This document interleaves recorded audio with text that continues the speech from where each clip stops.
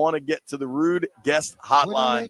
Bring in our friend, Mr. Chris Miles from NBA TV. Miles, you there, brother? I have no idea if we're actually going to hear you. I hear you, man. I hear you. Chris, we need you to explain. Dude, we're confused. How does this trade? I mean, what's going on? I know Luka's a bad dude, but you got a completely offensive guy, got rid of a defensive guy. It don't really make much sense to me.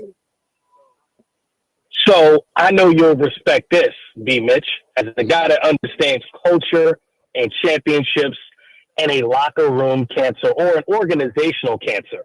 And one thing I haven't, Luka Doncic is that. And I think it's crazy because we see Luka, all the reports. You saying Luka is a cancer? Yes. Okay. Yes. Go ahead.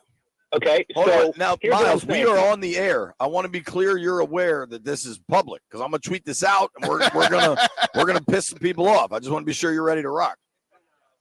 So here's what I'm saying to you, right? After they went to the Western Conference Finals a few years ago, we did real training camp from Dallas. And you're thinking like, man, first of all, I love Luka's game. So let me be on record, make sure you guys understand, but he's not Giannis. He's not Kobe Bryant.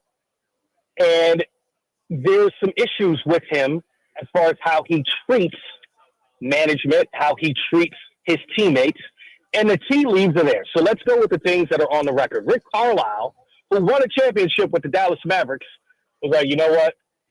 I'm good on this kid. I guess I'll go coach the Indiana Pacers who don't have talent yet and go coach a team again instead of deal with them, right? You go look at Grant Williams, a guy that won a championship with, right? He's like, all right, Grant Williams is going to come in and be a guy that is like a locker room leader. Luka's like, get him out of here. Tim Hardaway Jr., another guy who stood up to Luka like, hey, man, you can't treat your teammates and the coaches like this, and he's not playing again. Get him out of here. Daniel Gafford, who comes in, plays amazing. You guys remember this a few weeks ago. Daniel Gafford wants to be traded. Why? Because Luka is bullying Derek Lively and treating Daniel Gafford poorly. So Nico Harrison, remember, is a Kobe guy. This is one of Kobe's closest confidants.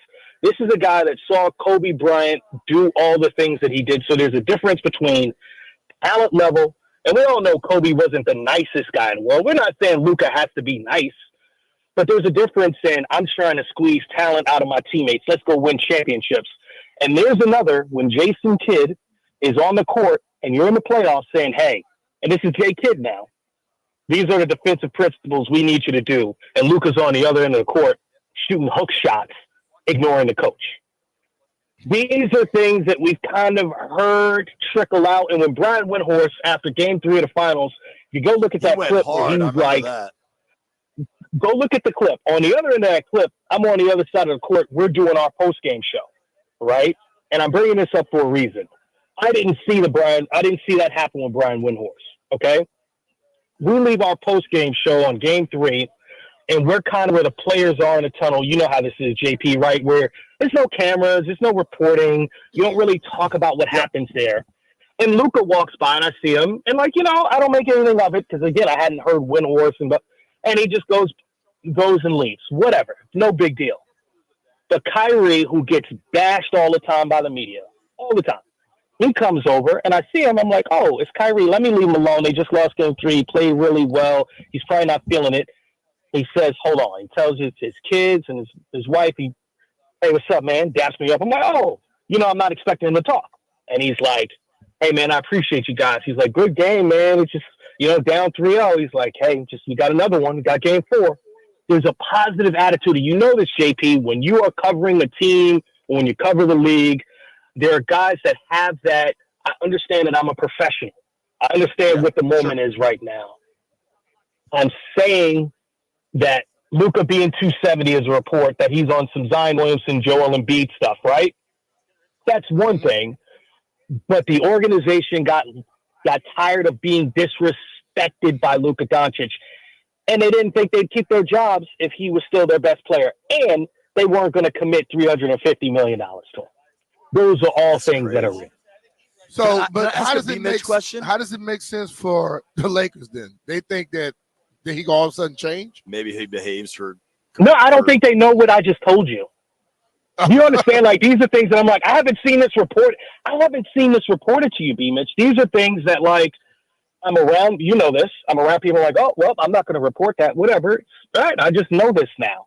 And there are other things around Jimmy Butler that, yeah, but what I'm saying is the trade has happened now, right? So I'm not burning any bridges. You know how that is. And I didn't say people's names, right? Sure. But if you look at my social media, you can start to put 2 and 2 together, blah, blah, blah, whatever. But we were at Real Training Camp in 2022, I believe, right? Where we're at their practice.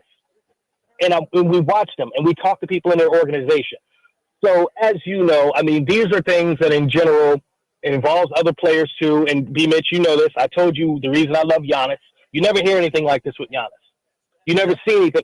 You talk to people, and it's the opposite of this. And it's what I told you guys with the Wizards with Bradley Beal. I was like, all right, trade this dude. And now you see where things are, right? Yeah, I got you. So I'm just pointing to, like, with Luka, I hope for the NBA, I hope for Luka that he continues to ascend, but he's not going to be first team All NBA this year because he won't qualify. And I think for the Mavs, they're like, okay, what if we lose our jobs because this guy is 270, and in 2 years from now he's going to want us out of here. So let's get him out of here so that we could try to win a championship before he does. You know how that is, BMitch. That's what we just saw happen. It confuses people, but that's what it is.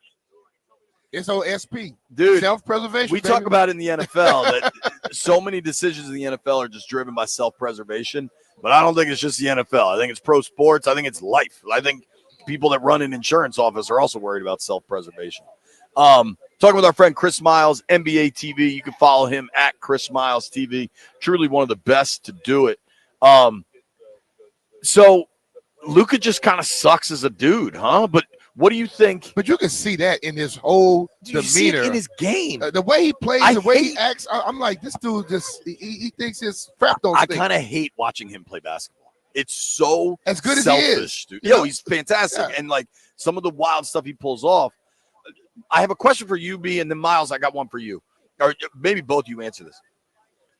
In a league like the NBA, where it is so visible, how has no dude taken a swing at him? Like, how does he not come to practice one day with a black eye? Whether or not he could get the best of somebody, I'm not saying anybody. Well, he is still a guy that can get rid of you. Here's the thing. Hold on. Has. So we don't know if that hasn't happened in practice. We don't know, right? So that's one thing. Let's just say that we don't know if it had. I would feel like there had to have been some sort of altercation with people in practice at some point, and we don't know what the straw that broke the camel's back is yet. We don't know that. What we do know is that on the court with the Dallas Mavericks, there have been scuffles. And it's Najee Marshall and P.J. Washington and those guys involved in the scuffles. But let's be clear, with the Dallas Mavericks, we have seen that. I'll give you another indication, right? Do you remember in the finals, like the thing that Windhorst pointed to where Luka is on the ground and he's saying, like, you better challenge that to, like, the coaching staff?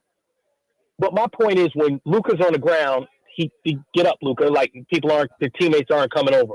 When you saw Wemby fall the other day, I forgot who they were playing. He got, like, pushed, and he got up to run, and the whole team was around Wemby. I mean, there's just a different, like, in basketball, because like in football, there's so many, everyone's tackling each other up and down, whatever. But in basketball, when a star player hits the ground, watch how the teammates react to that moment, and you can kind of tell how that player treats his teammates in the organization. And I think because the contracts in the NBA have gotten so exorbitant that, like, the Dallas Mavericks don't want to be the Philadelphia 76ers. They don't want to have the Joel Embiid situation where you pay a guy so much money, you start to build around him, and then you're like, oh, we're like, yes, MVP player, but what do we do now that our guy is not playing every night? And the Mavericks are in that situation right now this season. Not to localize everything and make it about football, but whenever I hear these conversations, I think back to Robert. Not the rookie year, but afterwards when the whole drama, people were counting how many offensive linemen helped him up after he would get sacked. Yep. And listen, I understand NBA locker rooms have to body language tells you everything. NBA locker rooms have to Chris, be wild. that's basically what you're saying, ain't it? It sure seems like it. Yeah, I mean, that's a great point. I wasn't even thinking of that because, obviously I was in D.C. when that happened. Man, I'll tell you this. And with the NBA, these guys are such huge stars. Like you have that now in your quarterback in DC. But man, I can't think of a Washington football team or a Commanders player. It's kind of weird saying that name without saying the previous name, but I guess I'm not allowed to say it, right? You can And say I'm it like, here, dog. I think Safe space. this is this is the biggest Redskins star that I can recall in my lifetime. And I mean, Mark Rippon is the other guy I can think of. And I'm like, that was 1 year. Like, he wasn't the star that you have now. In the NBA, when a guy is all NBA, they kind of become that kind of star. Like, it's just the star power happens so quickly for an NBA player. Does that make sense? Yeah, So totally. for Luka to come in, be first team all NBA, think about it. He's got more first team all NBAs than Bill Russell, than Moses Malone. You know what I mean? Like, that's where this guy is as far as talent. And the talent is undeniable. But when you start to have issues with your body and you're only 25 years old and they can't control you off the court and you're insubordinate to a Hall of Fame, former player who's a head coach who wears his hat to the back and is cool with everybody, and they bring in players to help you get to where you need to go and you're still acting this way, at some point you got to protect the culture and the identity of your franchise. He think his ish don't stink. He definitely does. We got to run, Miles, but appreciate you, Chris. Can him and LeBron win a title, though, this year? No, they can't coexist. What is going on? That 25-year-old Bron, maybe. But, Bron, look, man, no. And no. That was it. All right, man. You guys enjoy New Orleans. Get some rock and sake, man. Everybody know about Dragos, but go to rock and sake and get you some sushi. All right, my friend. Thank you, Miles. Appreciate you, buddy. Chris, I'm not getting no damn sushi in New Orleans. BMitch is on the mimosa or bus train. All B wants is to drink mimosas. No, I'm not. Thank you, Miles. Appreciate you, bro. Go to Commander's Palace. Then go to Commander's Palace. All right. Oh yeah, make a call. Get us a table, dude. Thank you, Chris Miles. Follow him at Chris Miles TV. Absolutely fantastic at what he does, and a good Instagram follow.